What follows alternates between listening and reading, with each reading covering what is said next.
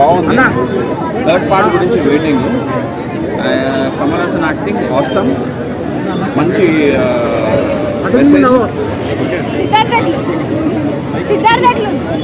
మంచి మెసేజ్, చాలా బాగుంది. థర్డ్ పార్ట్ గురించి ఎక్సైటింగ్గా వెయిటింగ్.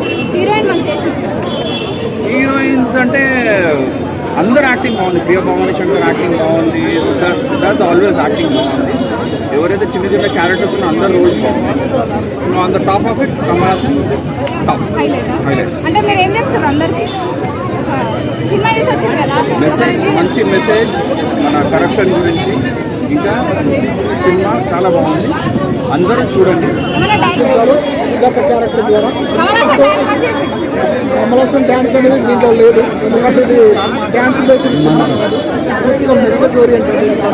సొసైటీలో ఉన్న కరప్షన్ పైన తీశారు కాబట్టి దీంట్లో డ్యాన్స్ సాంగ్స్ ఉన్నాయి, బట్ కమల్ హాసన్ సాంగ్స్ ఉండవు. పూర్తిగా హీరోయిన్ వచ్చేసి మనకు రకుల్ ప్రీత్ సింగ్, చాలా గ్లామరస్గానే ఉంది. సో ఈ సినిమా ఎంటర్టైన్మెంట్ అండ్ యాక్షన్ చాలా బాగున్నాయి. ఫైనల్గా క్లైమాక్స్ యాక్షన్స్ మాత్రం చాలా సూపర్, చాలా బాగుంది. థర్డ్ పార్ట్ కూడా కొంచెం మళ్ళీ రీబ్యాక్ అని అప్పట్లో చేసిన సన్నివేశాల గురించి చూపించవచ్చు. థర్డ్ పార్ట్లో కొంచెం కమల్ హాసన్ గారి సిక్స్ ప్యాక్ ఎలా ఉంది? కమల్ హాసన్ గారి సిక్స్ ప్యాక్ చాలా బాగుంది. అంటే అంత సేమ్ తీశారు, మంచిగా తీశారు, మంచిగా అనిపిస్తుంది సిక్స్ ప్యాక్. కొన్ని దాంట్లో మిస్ అయింది అనిపించింది డైరెక్షన్ పరంగా అయితే. ఇంకా బ్యాక్గ్రౌండ్ మ్యూజిక్ కూడా మంచిగా అనిపించింది. సినిమా అయితే పర్లేదు, బాగానే అనిపించింది అన్న. కొంత అంటే ఇప్పుడు జనాలు ఎట్లా ఉన్నారంటే స్వాతంత్రంతో ఉన్నారు కాబట్టి కొందరికి నచ్చకపోవచ్చు, చెప్పలేము. బట్ నార్మల్ ఆడియన్స్కి మళ్ళీ నచ్చుతుందని నేను అనుకుంటున్నాను. ఫస్ట్ ఏంటంటే ఓన్లీ కరప్షన్ మీదనే వెళ్ళిపోతుంది అనమాట. సెకండ్ ఏంటంటే కరప్షన్తో పాటు ఇప్పుడు జనరేషన్లో ఉండేది ఆ కరప్షన్తో కాకుండా వేరే వేరే ఇన్సిడెంట్ల గురించి కూడా క్లియర్ చూపించుకుంటూ వెళ్తారన్నమాట. ఒక్కొక్క పాయింట్ రివీల్ చేసుకుంటారు. కొందరు క్వాలిఫికేషన్ లేకుండా జాబ్స్ చేయడం వల్ల ఎంత నష్టం జరిగే దాని గురించి, ఇంకోటి కొద్దిగా సోషల్ మీడియాని యూజ్ చేసి ఒక మంచి వ్యక్తిని కూడా ముద్ర ఎలా వేస్తారు అనేది, ఇంకా విజయ్ మాల్యాది కూడా ఇవన్నీ ఇంకా మాస్ గురించి కూడా బాగా చూపిస్తారు అన్నమాట. సినిమా అయితే నాకైతే బాగా అనిపించింది.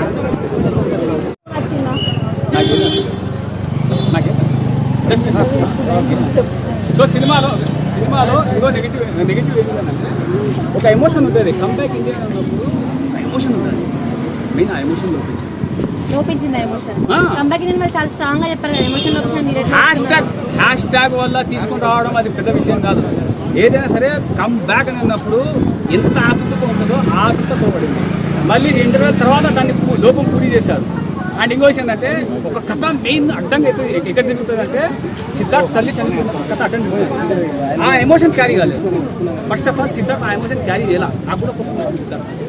ఇవి బేసిక్ పాయింట్స్. ఒకవేళ దీన్ని కరెక్ట్ చేసితే కూడా మళ్ళీ ఒక బ్లాక్ బస్టర్ ఇంకా సూపర్